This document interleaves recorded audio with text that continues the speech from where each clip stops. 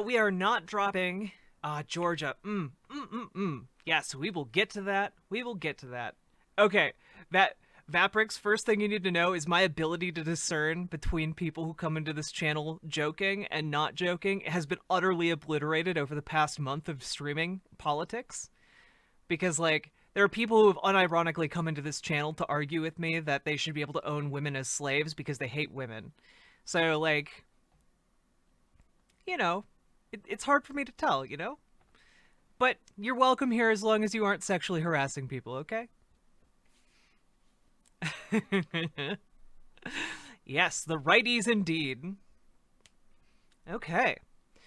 All right, people. We're diving in. We're diving in to the election. It is, in fact, several days after the election has taken place. Which you might think we'd have this resolved by now, but alas, we do not. However, what we do have is I mean, Zach, you got me when you said John Leguizamo was there. Also Puffins and John Leguizamo. That being said, let's dive into the election. We don't have results yet, but we do have this beautiful, beautiful cope. The copium runneth over for our political adversaries. And I think it's only just that we take a look at some of that, okay? Caution to anyone. Hello, woke legend. Anyone who goes on the Daily Blend channel in politics and has a pro-Biden opinion, like if you poo-poo Reaganomics, you'll get banned. I don't know if there's some political event going on that isn't going well for fake conservatives, but yeah, just be careful when what you say about Lord Reagan. Well, Reagan sucks, so people who don't like Reagan are welcome to come here. All right. Let's hop over. Let's see what youthful conservative. Thank you. Let's see what youthful college conservative Charlie Kirk has to say about the presidential race. This race is not over. The president needs to hold MAGA rallies in Philadelphia, Atlanta, and Phoenix. The enthusiasm matters. Keep the pressure on. My dude, the votes have already they're already in. Holding rallies isn't going to change that. It's not going to change that. The votes they've already voted. Holding rallies, no matter how big the rallies are, it doesn't matter. It doesn't matter. Literally does not matter.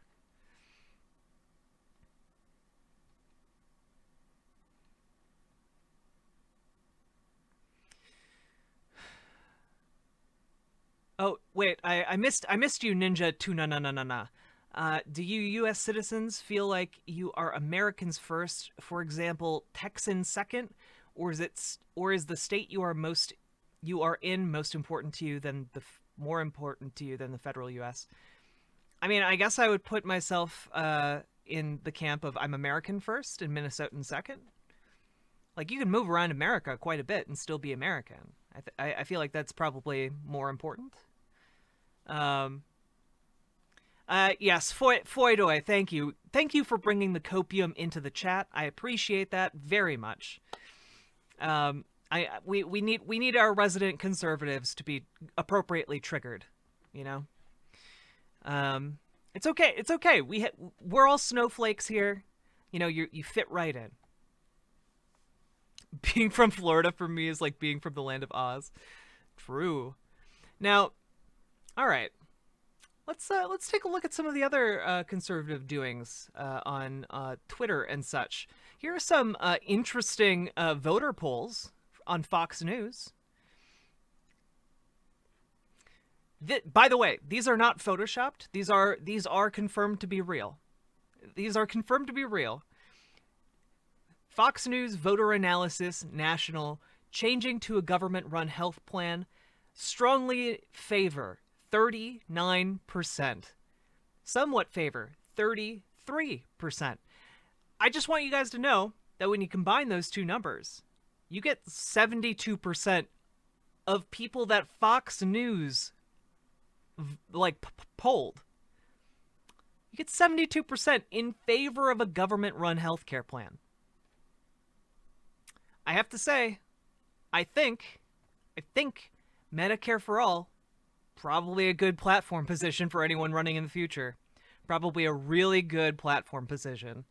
Let's take a look at a couple more screenshots from Fox News. Supreme Court action on Roe v. Wade. National voter analysis, Fox News. Leave it as is, 71%. We got the majority of people on Fox News agreeing that we should leave Roe v. Wade as it is.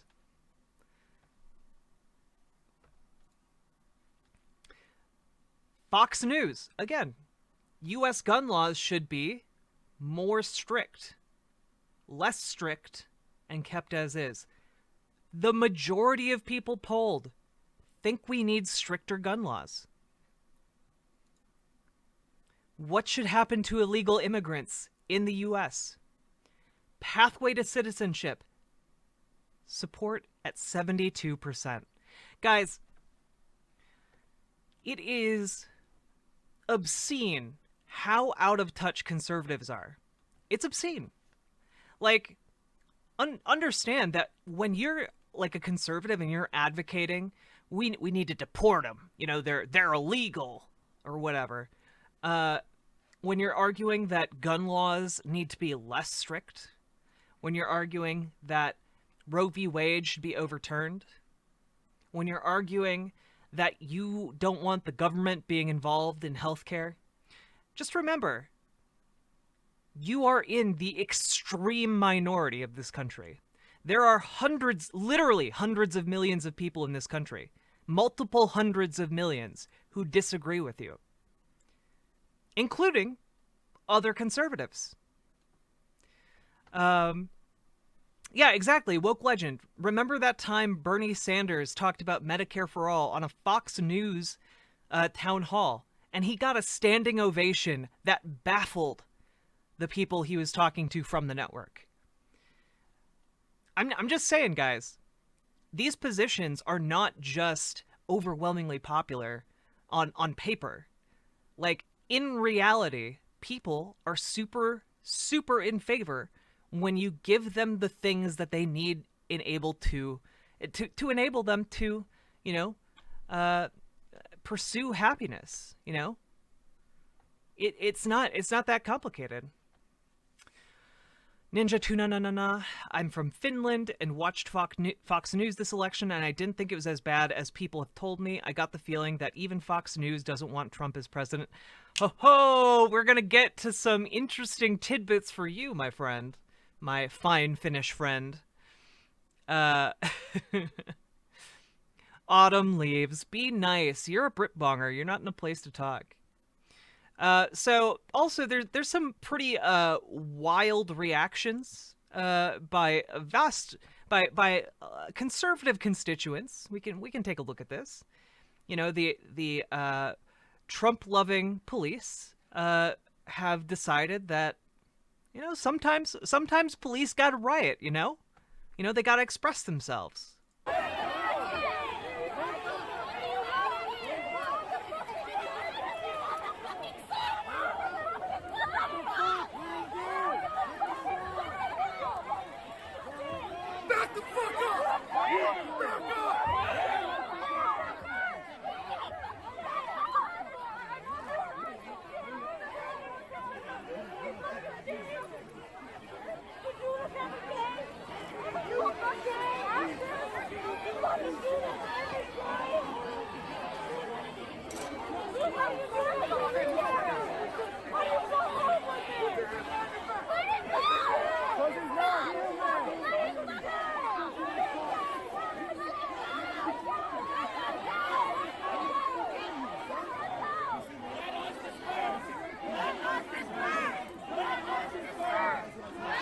Now, you might be noticing from this video, they're chanting, "Let us disperse."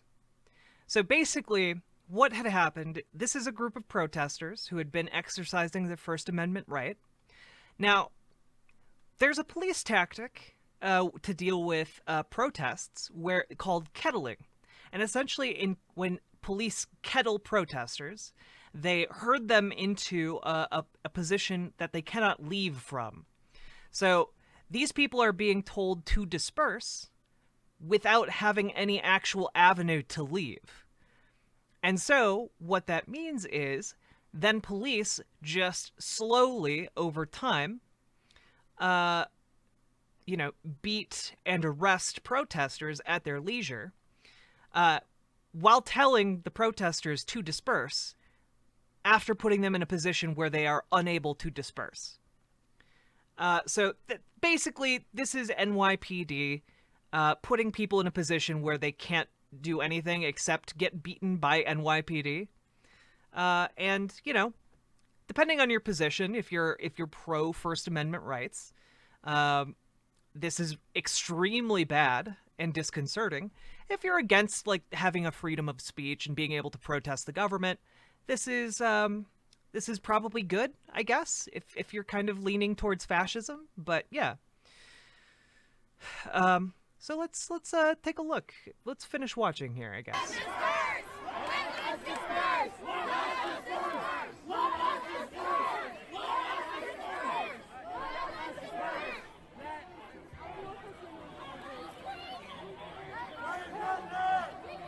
Someone grab my helmet down there. Where is it? Thanks. Matthew, put on 922.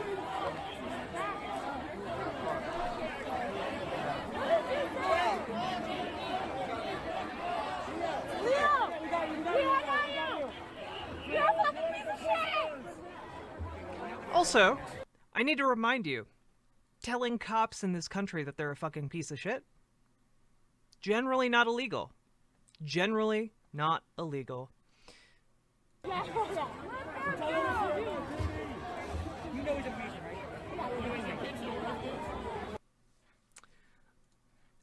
So, just normal police stuff. Let's take a look here.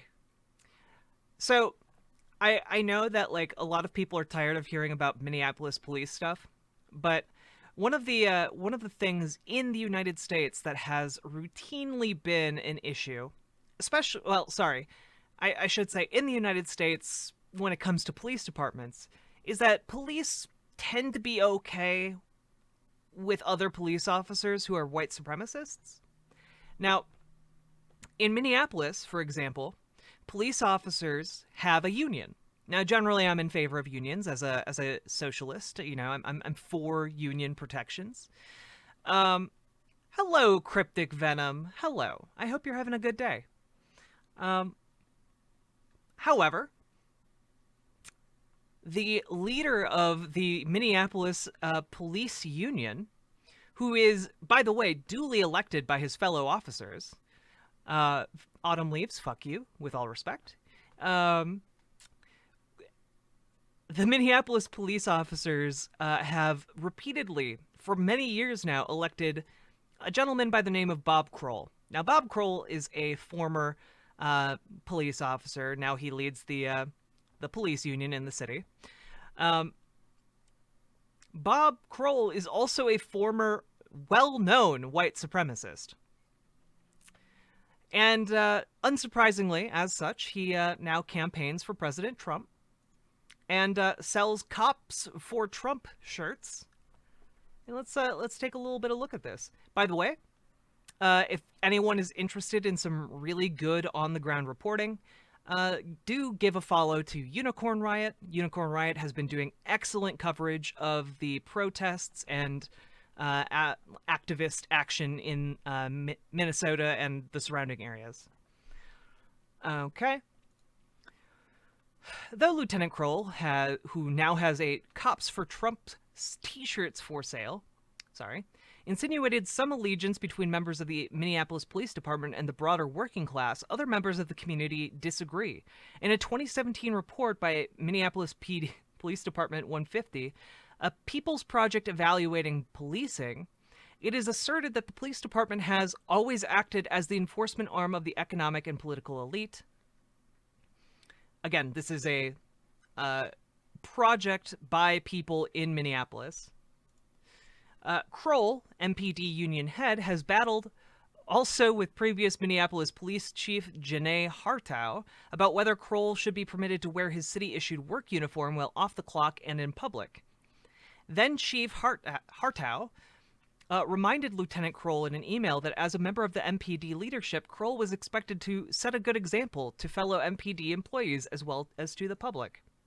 This year, during Trump's Thursday visit to Minneapolis, it's expected that he will exploit recent high-profile crimes in downtown Minneapolis that have been falsely claimed by right-wing media as Somali mob attacks in Representative Omar's district, and are spotlit by corporate media and downtown business councils fixated on increasing policing. His xenophobic, white nationalist, Keep America Great base will likely continue to scapegoat Muslims, anti-fascists, and human rights activists as the cause of America's corruption. These are the people who lead our police forces, okay? You know, some of the people who lead, who wear badges, they also burn crosses, you know, familiar with that totally non-political line from Rage Against the Machine. Yeah, this is an ongoing problem. And, let's take a look. This just like a little, we're doing some rapid fire news here. Here's this has been making the rounds on social media. This is Donald Trump's spiritual advisor, Paula White. Let's take a look at how's her service doing here. For I hear victory, victory, victory, victory in the corridors of heaven, in the corridors of heaven, victory, victory, victory, victory, victory, victory, victory. For angels are being released right now. Angels are being dispatched right now. Hamanda aka ata raka teda baka sanda ata ambo osa tata rite eke banda ata rike didi ashata. For angels have even been dispatched from Africa right now. Africa, for Guys, they're dispensing angels from Africa, okay? This is, look, I've been to a lot of church services in my life. This is some weird-ass shit. This is some weird-ass shit. I say that as a Christian, by the way. This is some weird-ass shit.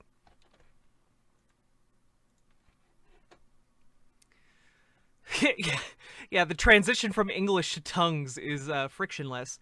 For those of you who aren't familiar, when she stops speaking English there, this is, she's speaking in tongues, which is, you know, she's supposedly being overtaken by the Holy Spirit, and is speaking with the authority of God, you know? I think she tried to speak Finnish. Maybe. Maybe, you know, maybe Finnish is the angel's language. You know, I don't know. Oh yeah, nothing. I didn't mean to imply there's anything wrong with African angels, by the way. I just meant to say that, like, you know, it's I don't know, why are they living in Africa? I guess that's my question. Like, does God not have angels in America? I thought we had an entire TV show about that. Hello, Scribbles Hearts. How are you doing today? I hope it is very well. Let's continue here. The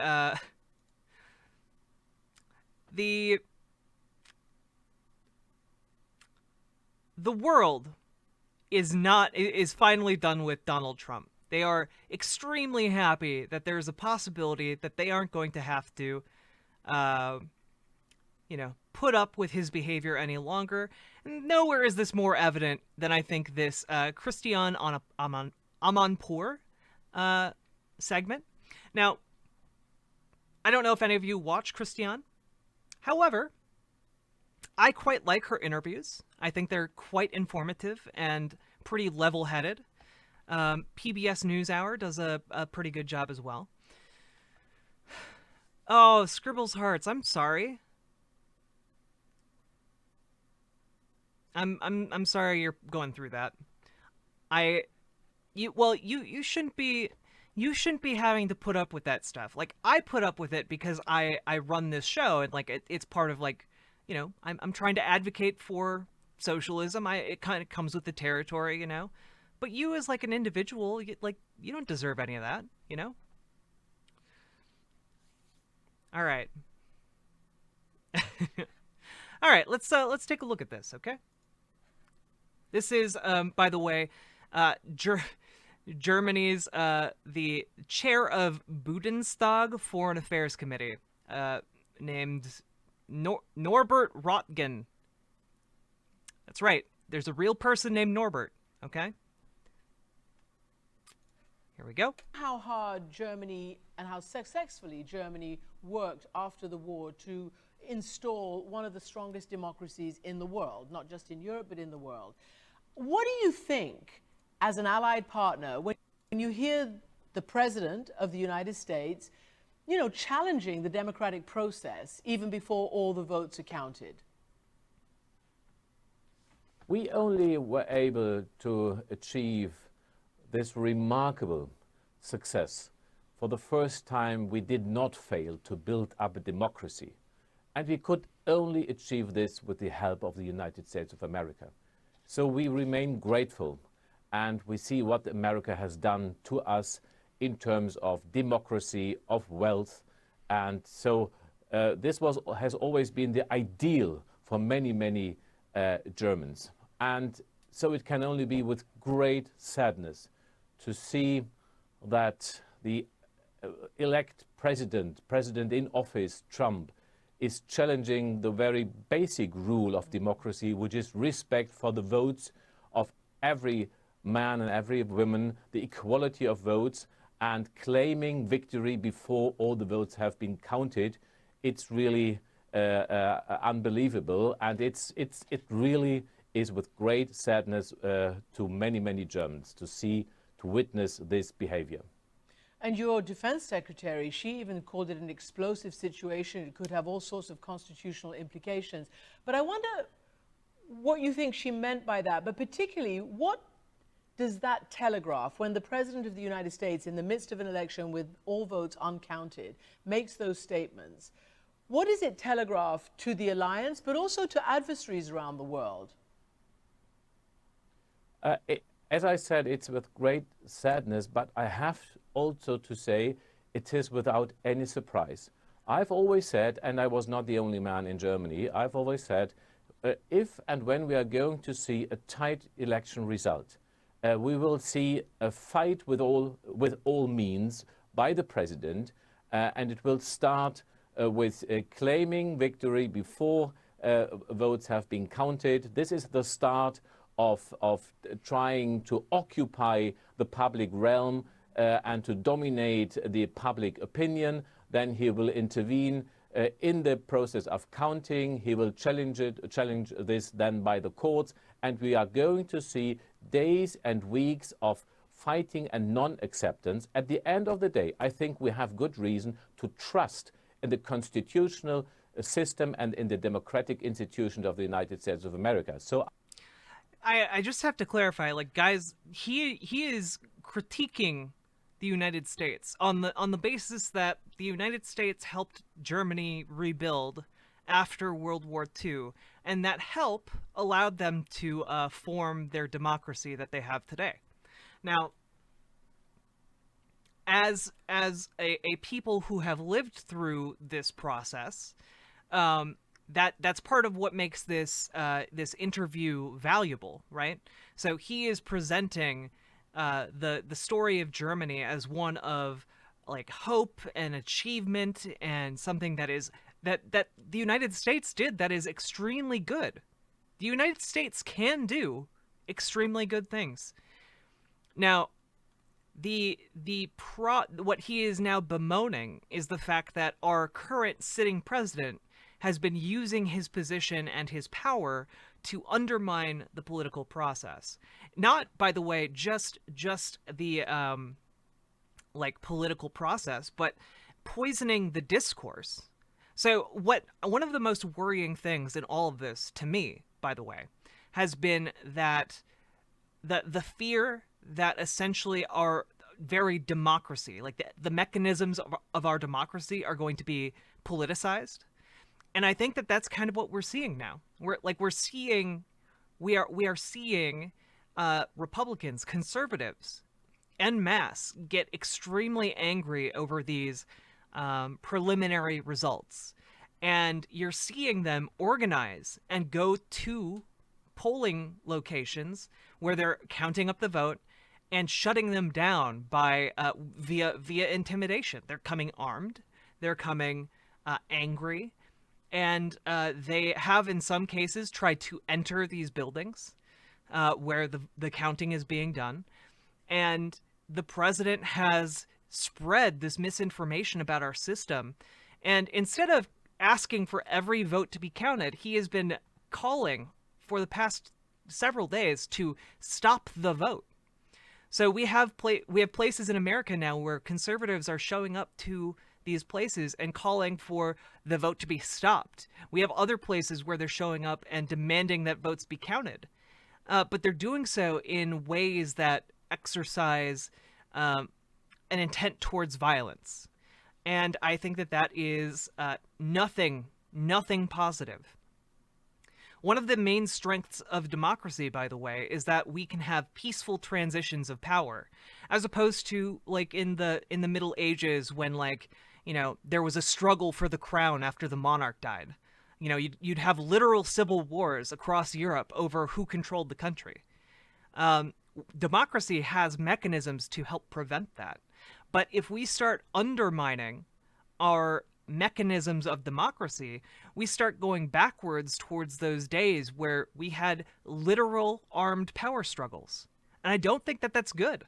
I think that that's overall a bad thing. So this is an extremely dangerous way for our politics to move. And I don't think that anyone on the conservative right, there are literally no one is being a voice of reason on the conservative side of any of this. You know, it's wild. And I know Ninja Tuna, you said you watched Fox News and like it seemed pretty okay. It can be okay. Like I said the other day, you can get decent information out of Fox News. However, it is information delivered with such a heavy bias and manipulation of fact that it is difficult to parse unless you are aware that you are consuming biased media. And for a vast majority of people in this country, they are unaware of the bias of Fox News. And this becomes an even bigger problem when a lot of the people on Fox News, and we'll get to this shortly after this clip is done, when the people on Fox News are literally pushing these conspiracy theories and this cultism to undermine our democracy and our democratic process. So it's gonna be really it's gonna be a real difficult thing here. So let's finish this up. I'm with full trust, despite this, I have to say, awful behavior we are forced to witness, and which perhaps will lead Americans and supporters of Donald Trump who believe in his words and say, yes, this is a fraud of our democracy, a betrayal of the democratic victory, and perhaps they will turn to means and actions which are beyond the democratic process. Now, also, I need to clarify that I do not know everything about this individual. However, even if he is a conservative person, I think that this is a totally all right take to have. I am willing, by the way, to have conversations about how policy is implemented. I'm willing to have conversations with conservatives. The issue is the conservatives in the United States have become completely unhinged from the democratic process and are desperate to live under tyranny. Desperate, absolutely desperate.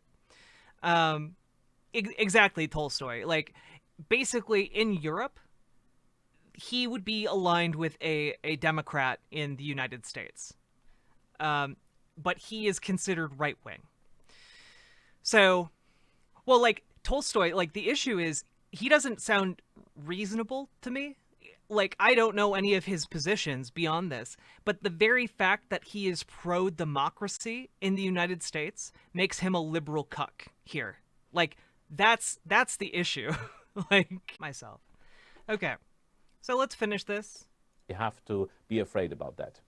Well, it is actually incredible to hear you say that and to speak so frankly about something that's happening, and the result is not yet clear. But I wonder whether you also are concerned about if President Trump should get another term, because I've heard Europeans, No, you officials can't see saying it. that You actually can't. your multilateral world order that the United States obviously props up and supports and backs and leads cannot survive another 4 years of Trumpism.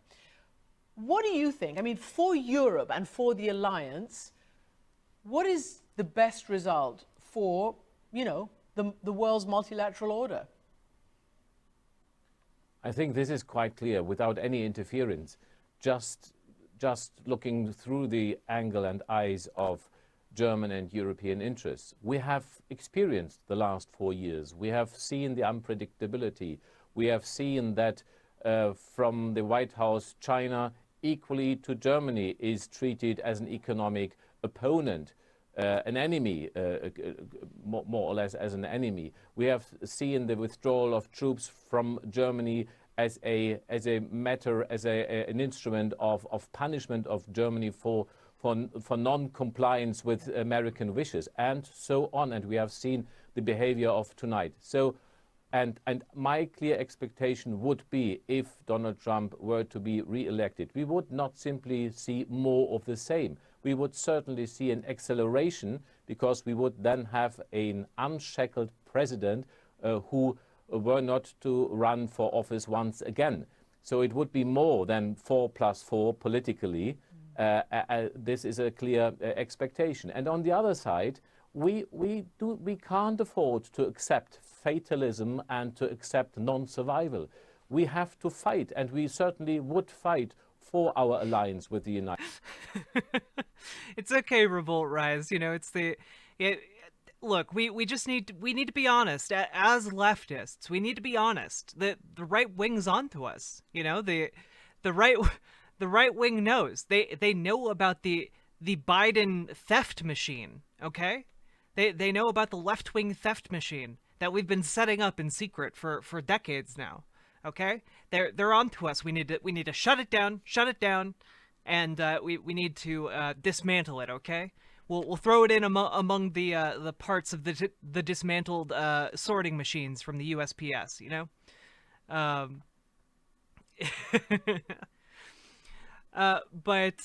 Yeah, I think that these kinds of interviews, by the way, are valuable, not in the sense that this guy is in any way a leftist, but in the sense that this is how a moderate conservative in like the wider world views Donald Trump's America. This, make no mistake, guys, this is a moderate conservative. And he is able to come out and say Donald Trump is a threat to democracy. So what does that mean for our moderate conservatives like Ben Shapiro, who go on their platforms and say that, you know, spread misinformation about this election? We are living in a wild time where it's mask off time. It's mask off season for these people on the right. Okay. Well, yeah, I know they ain't moderate, but they call themselves moderate conservatives. These days, if you talk to a neo-Nazi, they'll tell you they're a moderate conservative, okay? So, like, yeah, these people have lost all footing in reality. Oh yeah, like now Mitt Romney is being called like a liberal. Mitt Romney. United States. We would be backed by 50% of the American voters.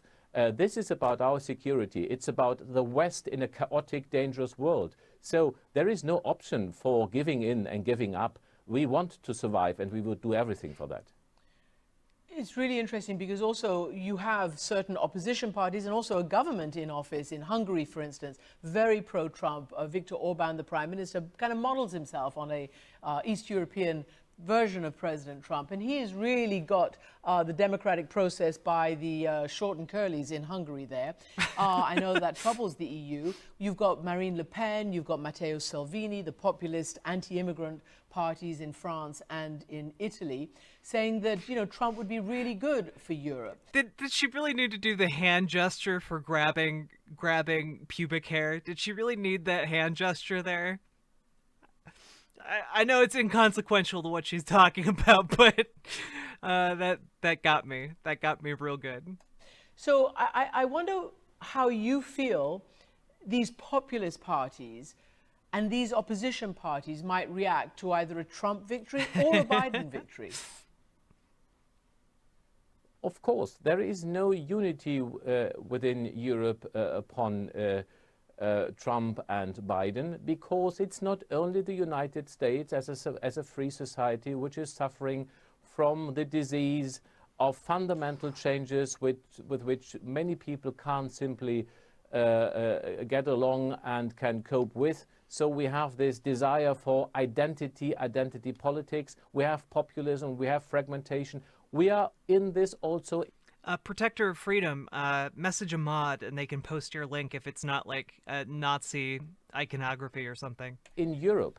So we have to pick up the fight for democracy, for our values, and we would not be 27 governments in Europe, to be honest and absolutely frank about that. So my vision and my option would be to forge a group of the willing, of the able, who are ready to invest in a foreign policy together with others, to give life and substance to an alliance of the multilateralists, and to come together and really pursue in action, not only in words, a policy of international cooperation in very different fields, from security to climate change, human rights and humanitarian aid, and so on.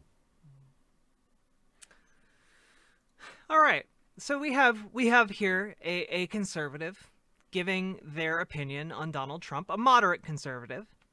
Let's find ourselves a Fox News conservative. Let's say we'll go with the most popular conservative on Fox News. Okay, let's try that out.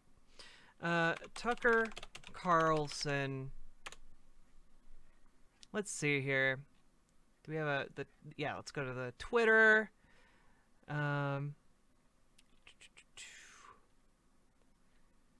Okay. Is this the going segment? to win or lose tomorrow? To rally there, it's a place you say a word about it.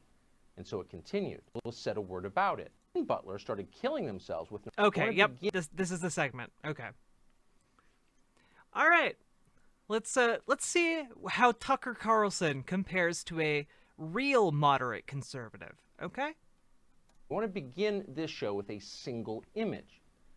Now, the image doesn't tell you who's going to win or lose tomorrow. Instead, it's a metaphor for the election itself and for the moment that we're living in and will continue to live in. The picture is from a town called Butler, Pennsylvania. It's 35 miles north of Pittsburgh.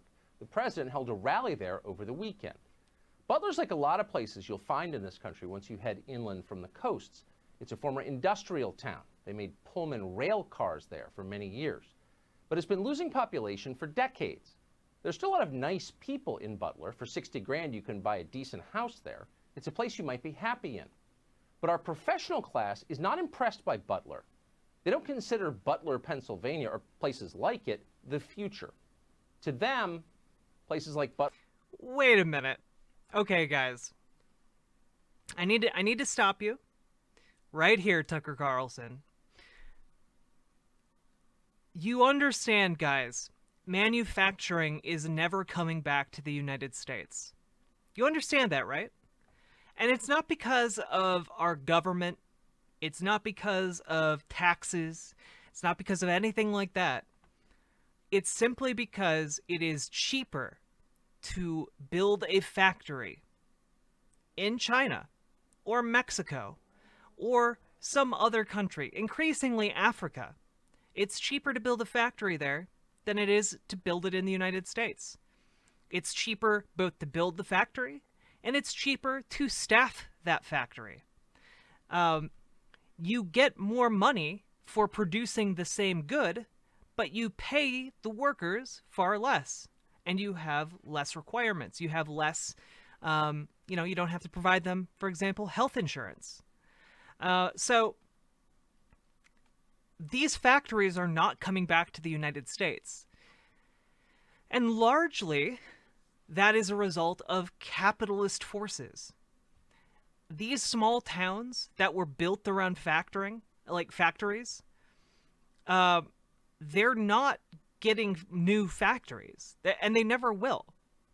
This is a problem not of our government, not of Joe Biden or Donald Trump. It is a problem of capitalism, because this is an inevitable outcome of capitalist movement. And also, revolt rise, true, the work sucks and no one wants to do it, and factories pollute a lot. They are objectively not good. So, most people don't want the factory poisoning the local water supply, you know? Scribbles Hearts, my town is an industrial town, unemployment rates around here is high. Well, and part of that is because also when you build an entire town around one factory, the person who runs that one factory wields an enormous amount of power for the town. Over the town, the townspeople. Are you gonna be outspoken about working conditions at the factory if it's the only place you can work and your entire community depends on it? No, you're not. And this is precisely the problem. This is what makes these small towns built around factories places that are not the future of America. And increasingly, as a result of our market forces in this country, and yes, unions do go a long way to counteracting factory power. However, union rates in this country have been fear-mongered against and dropping for the last 40 years. You had no... Wow, so there was script and skrill in this country until 1978? That's insane. For those of you, company script is literally company currency, where a company has their own currency. This is the kind of thing, by the way, that companies could do in the early 1900s. They could literally invent their own currency, and you had to live inside of their own economic bubble if you wanted to work at that factory. This is the amount of power. These factories essentially created bubbles wherein their word was law, their policies, law. Have you played The Outer Worlds and ever thought, wow, this seems pretty fucked up? Those were, with, a thin veneer of comedy put over it, it's basically what we had in the United States for, the early 1900s, 1800s. The company men could literally show up and kill you and no one would do anything about it. So, it was a form of economic slavery. And to a large degree, I would argue that form of slavery is still around under capitalism. So it's pretty messed up. But a lot of these towns are built around those aged systems that are now falling apart. Because of these same capitalist forces. So it is a system that is dying and is not coming back in the United States.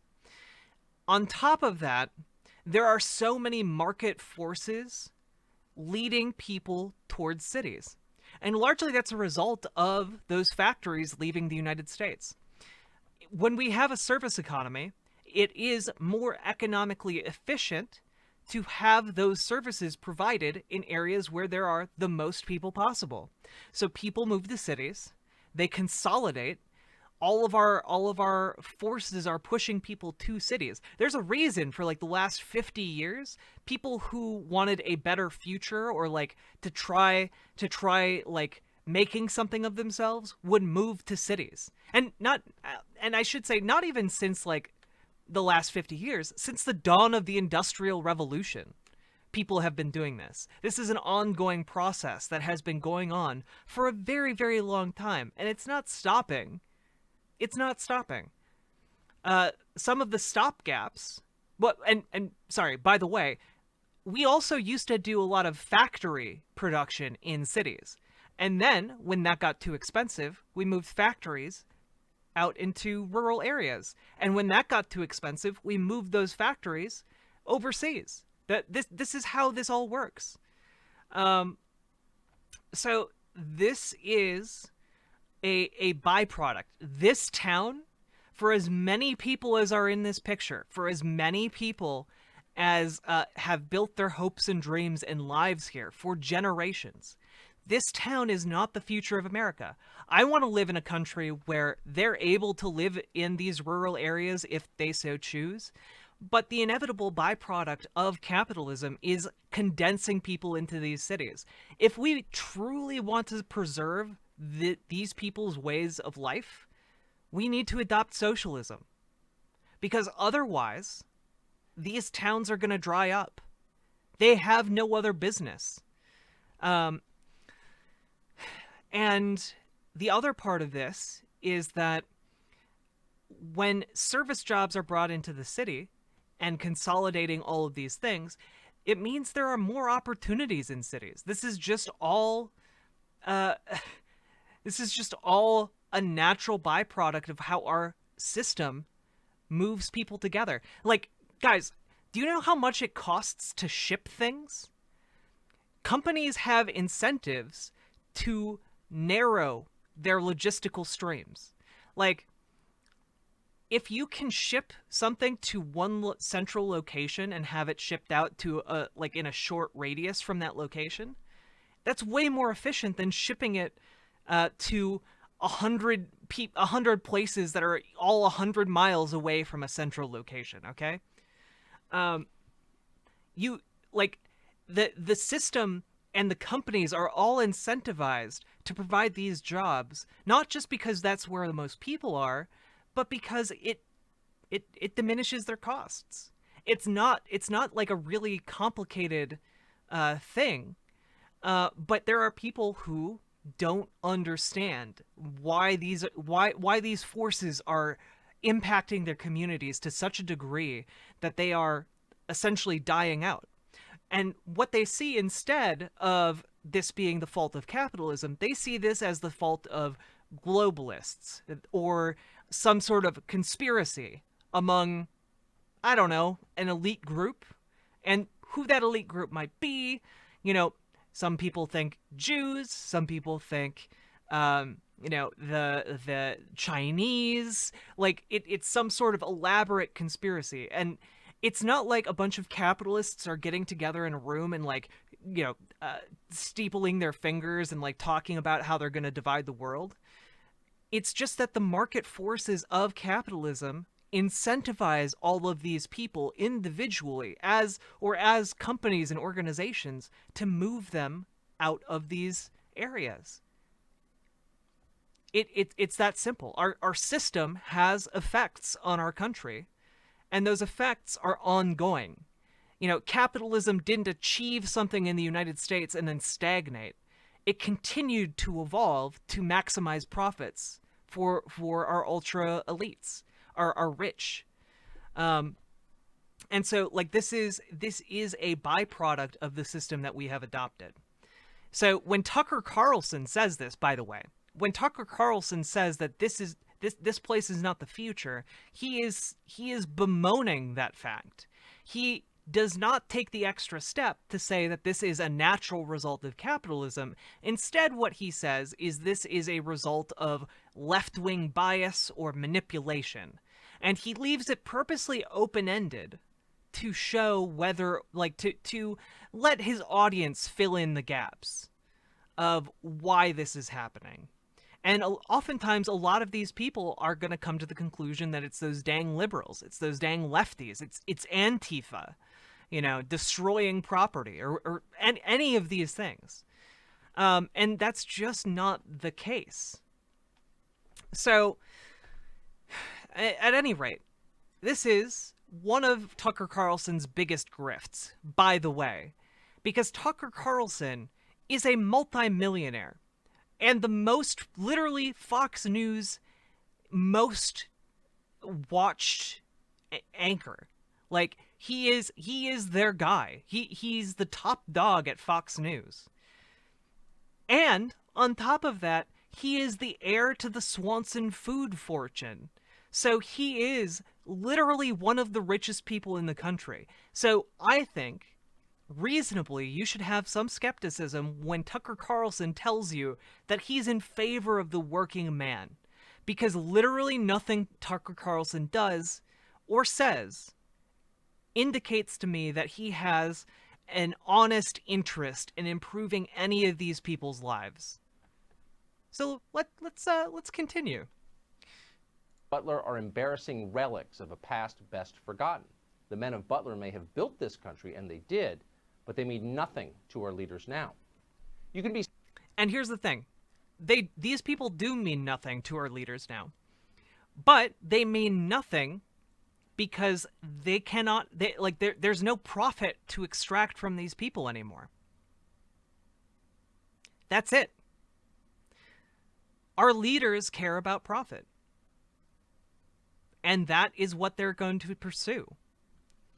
And that's, I would argue, a failure of our system, and one of the number one reasons that we should seek to change it, to be fair, to be equitable, to allow all of these people to have the ability to have life, liberty, and the pursuit of happiness. These are things that our Constitution explicitly says that our government is supposed to provide to us. Well, where's the life and liberty for these people? Where is their ability to pursue happiness when they have no opportunities? That's what I'd ask you, okay? And not only that, where is the life and liberty and the ability to pursue happiness for people who are in inner cities? For the oh yeah, you can swear. Don't worry about it. Where's the life, liberty, and pursuit of happiness for someone who flips burgers for a living? You don't hear Tucker Carlson talking about that. He's playing into the stereotype in this country that the only people in the working class worth catering to are like factory workers and old school like coal miners. Okay? And while those people are definitely part of the working class, they're just as much a part of the working class as every single worker who works at McDonald's or Burger King or Arby's or Chipotle, okay? So we should be advocating for a world that also allows those people life, liberty, and a pursuit of happiness. And for me, I think that system that we should be pursuing is market socialism. I think that would be a good thing, okay? So let's continue. Be certain of that because when large numbers of people in Butler started killing themselves with narcotics, no one in Washington or New York or Los Angeles said a word about it. And so it continued. Did Tucker Carlson say a word about it? I don't know that he did. Did Fox News say a word about it? I don't know that he did. And on top of that, I don't know that Tucker Carlson gives a single shit about any of these people. And on top of that, just a tower. We're building a tower here.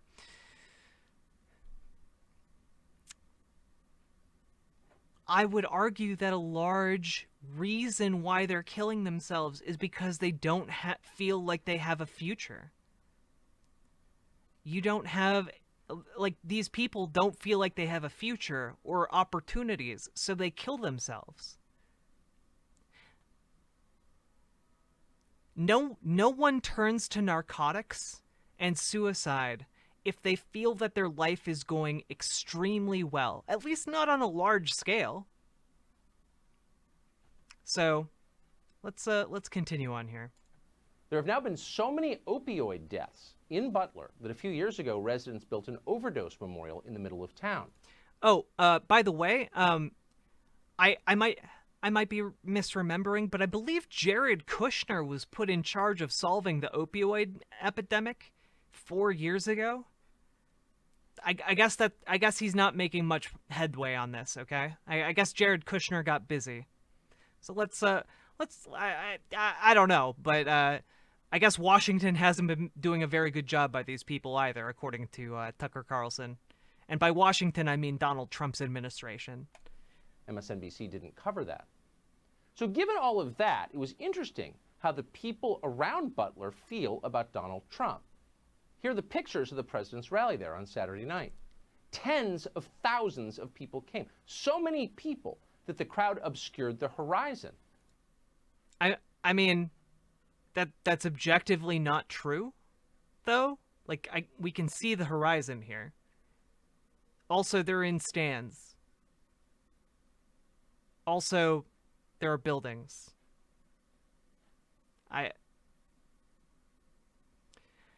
I don't know what Tucker Carlson and Fox News are putting in the water, but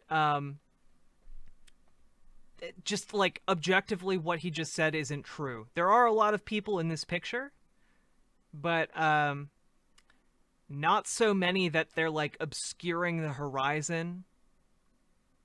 So anyway, just that it's a nitpick. I'm nitpicking. I'm kind of being an asshole right now. That's fine. I'm entitled to it at you know, on occasion. I can be an asshole. It looked like a visit from the Pope. When was the last time a political speech drew that many people? Well, the media didn't ask. Instead, they attacked the rally as a super spreader event. Trump endangers thousands and... I mean, it literally is. Like, these people are not wearing masks. Like, a lot of them are not wearing masks. Republicans are half as likely as Democrats to think that the pandemic is something worth paying attention to, specifically because they watch Tucker Carlson tell them that masks don't do anything, which is a lie, objectively a lie.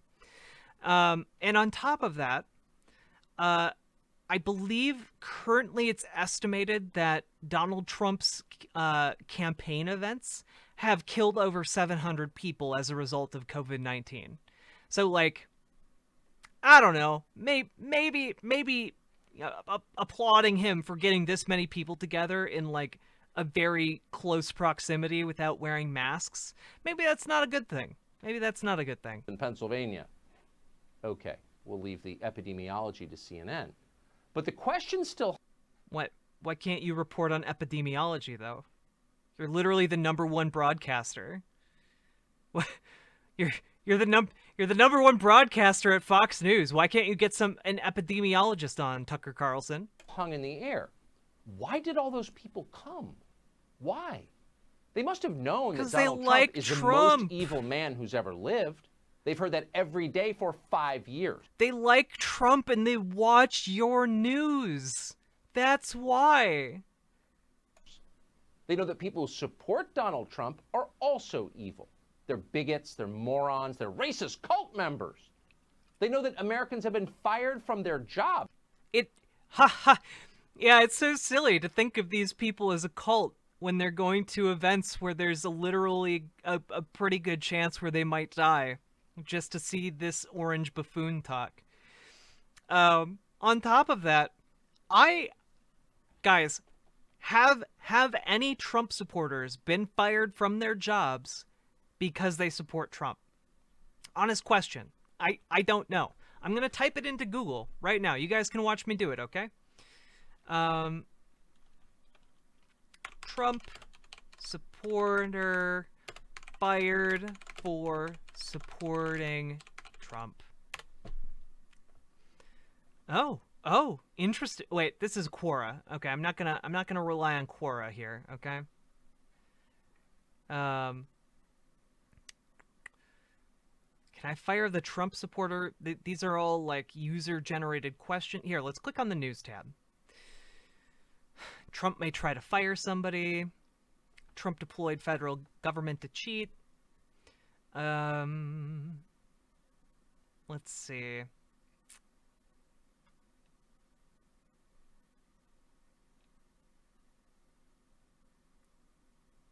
I mean, obviously this is bad, and I don't support this. However, I'm I'm not seeing.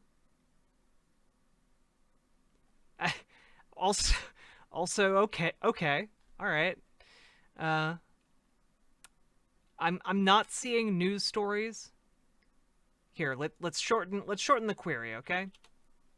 Fired for supporting Trump.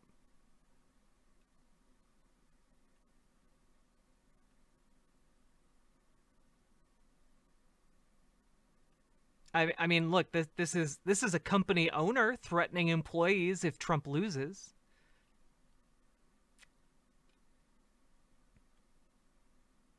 This is a black man who was fired by a Trump supporting boss.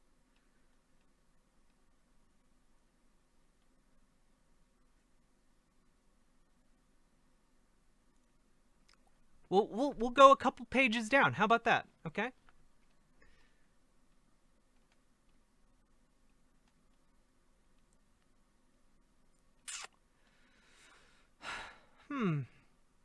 Interesting.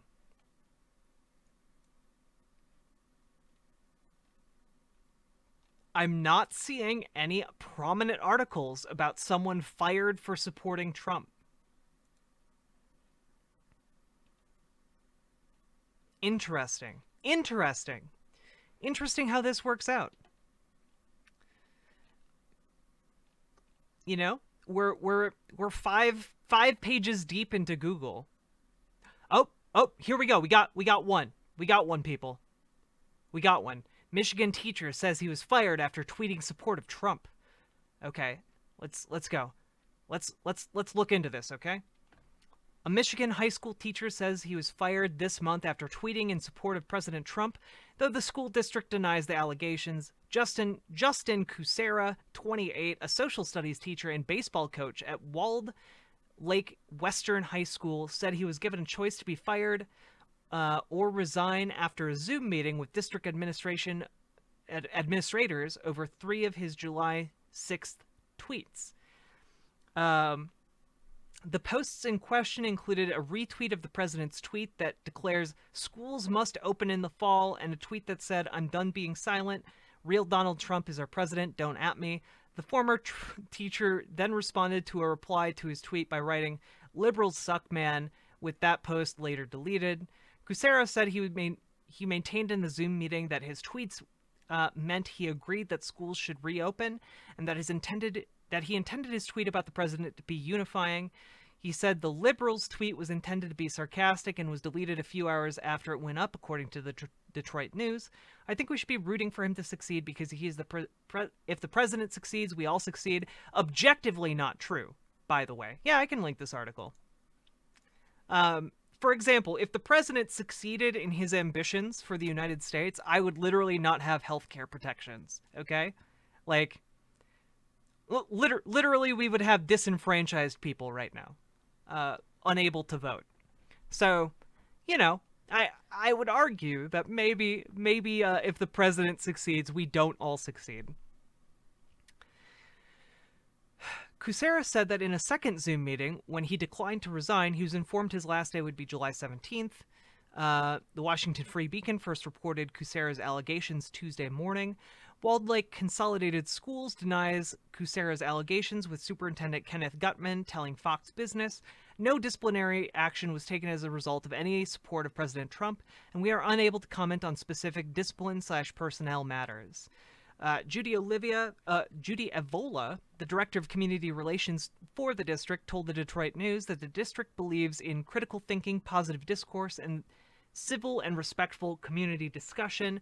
"These are difficult times in our community and across the country," she said. "When issues arrive, there's a temptation to view them through the lens of a fractured political discourse. Walled Lake encourages students and staff members to engage each other with mutual respect and civility." Kucera said the union informed him that the posts could be received as interfering with the school's business, as the school was listed in his Twitter bio. But the former teacher alleged that other teachers have posted negative comments about the president and have not gotten in trouble. His story prompted responses from several Republican leaders, including Michigan Republican Party Chairwoman Laura Cox, who tweeted, "Cancel culture continues to go too far." All right. Republican National Committee Chairwoman, let's see. Okay. Yeah, it's just people supporting him. Okay. Well, we don't know because the school district literally is unable for legal reasons to comment as to why he was fired. Now, it's possible he was fired for supporting Trump. Maybe. Maybe I'm open to it. However, the existence of this one occasion, I'm not seeing a widespread problem. Oh, oh, oh, wait. We got one more. We got one more, people. We got one more. Claims she was fired for supporting President Trump on social media. Over a post she made on social media supporting President Trump. I said a few times, make America great again. Then I said MAGA 2020. Bullock said in the news outlet. Bullock says she believes she was fired from her job as a dental assistant because of these comments. She claims that other social media user wrote a negative review for the office, alleging that their employers were racists. I think it's the fact that I'm a Trump supporter, and I guess he thinks all Trump supporters are racist, and I'm not racist at all. The famous words of, like, definitely not racists, She says she made the posts on her personal page, but still got a call from her office manager stating, we can't get bad reviews, we have to fire you. Look, if you're in a service industry job and you make your company look bad, this is actually like a thing you can get fired for. If it's having negative financial impact on your company, yeah, they can fire you for that. They can, in fact, fire you for your political beliefs. The same way you can fire someone for being a neo-Nazi. If people that's turning people away from your business, yeah, that's fine. You can fire someone for that.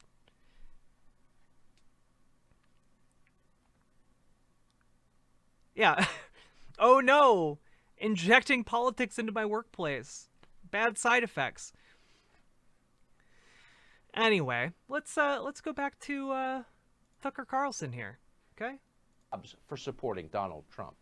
Not to mention kicked off social media, belittled by their kids' teachers, shunned by decent society.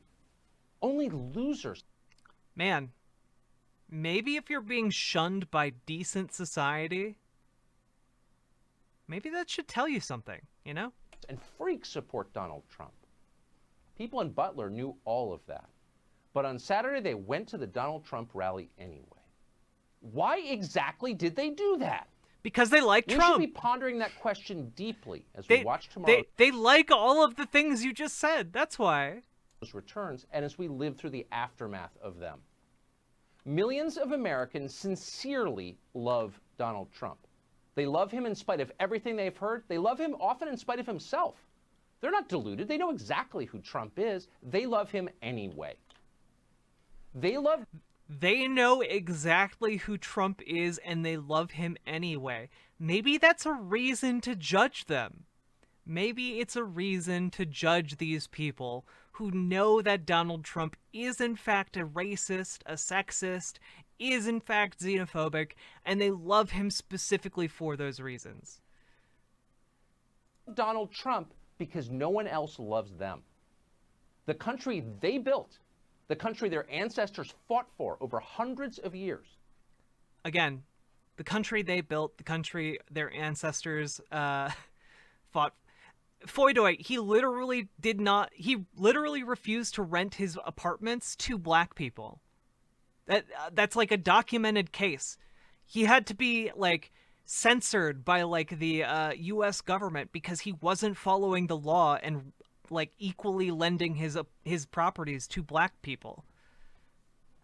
I don't know how much more racist that can get, but that's pretty fucking racist. Oh, the link is for me? I mean, it's not fake news unless you think that the U.S. government has court records of this is good. I like this a lot. The U.S. government literally has court records of all these things. So if you think that it's fake news, you can literally go look it up yourself, okay? Has left them to die in their unfashionable little towns, mocked and despised by the sneering half-wits with finance degrees but no actual skills who seem to run every... A sneering halfwit with finance degrees with no actual skills, huh? This is pretty rich coming from the heir to the Swanson fortune, who was rich the moment he was born. But anyway. Everything all of a sudden. Whatever Donald Trump's faults, he is better than the rest of the people in charge. At least he doesn't hate them for their weakness. Donald Trump, in other words... Oh, he married... Wait, he married into the Swanson family. Oh, okay. Still, heir to the Swanson fortune. Also, always worth remembering about Tucker Carlson. Fox News lawyer tells judge that Tucker Carlson's audience doesn't expect him to report the facts. Interesting thing that you should always take into account when consuming his show. Is and has always been a living indictment of the people who run this country. That was true 4 years ago when Trump came out of... Trump is not an indictment of anyone who runs this country. He's been good. He was good friends with Hillary Clinton before he ran for president. Like, no, he is a member of this elite who has fucked over this country for decades. Nowhere to win the presidency, and it's every bit as true right now.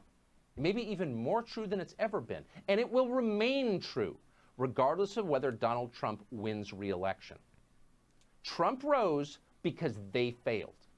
It's as simple as that. Donald Trump rose like a phoenix to defend your freedom. Donald Trump, the orange big boy, saw what was happening to America, and he wept a single tear entirely made of freedom. Donald Trump, like George Washington before him, sailed across the Delaware on his way to Washington. Who would I vote for if there were only Republican current politicians to vote on? Probably Romney. I guess, like, if I had to, you know? Just as, like, a point of reference here, you know? If the people in charge had done a halfway decent job with the country they inherited, if they'd cared about anything other than themselves, even for just a moment, Donald Trump would still be hosting Celebrity Apprentice. But they didn't. Instead, they were incompetent and narcissistic and cruel and relentlessly dishonest. Are you sure you're not describing our current president, who has been all of those things constantly?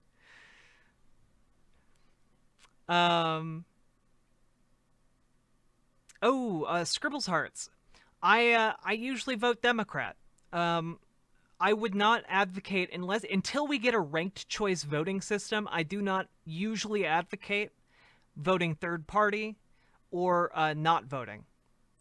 So the thing is, I am all about voting for harm reduction, and until we get to the point where third parties are viable, I just can't. I can't in good conscience say that you should vote third party. Unless there's a reasonable chance for them to win, there is no reason for you to vote third party, unless, this is a big unless it's in a local election. Because local elections are where third parties could win and gain power. So know your local elections, know who you want to vote for, and always look into their policies. They wrecked what they didn't build. They lied about it. And conservatives are more than welcome to vote third party. Conservatives, all of you should vote third party. It's okay. As many of you as possible, vote third party, okay? They hurt anyone who told the truth about what they were doing. That's true. We watched. America is still a great country, the best in the world, but our ruling class is disgusting.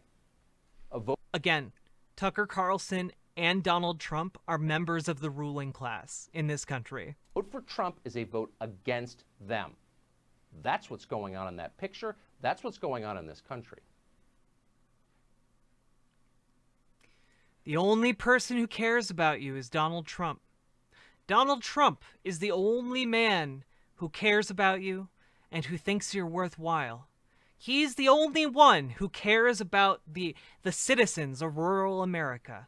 He's the only one who's going to rebuild the glory of these small rural communities who have lost their factories. He is the only one who will make rural America great again.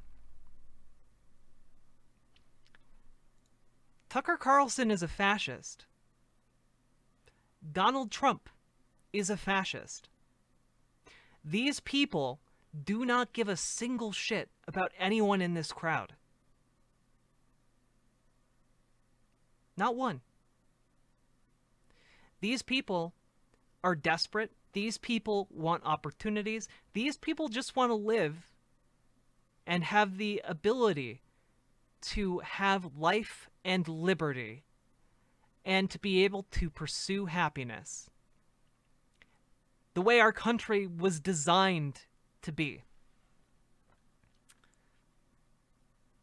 Tucker Carlson doesn't want these people to have liberty. He doesn't want these people to have a guaranteed right to life.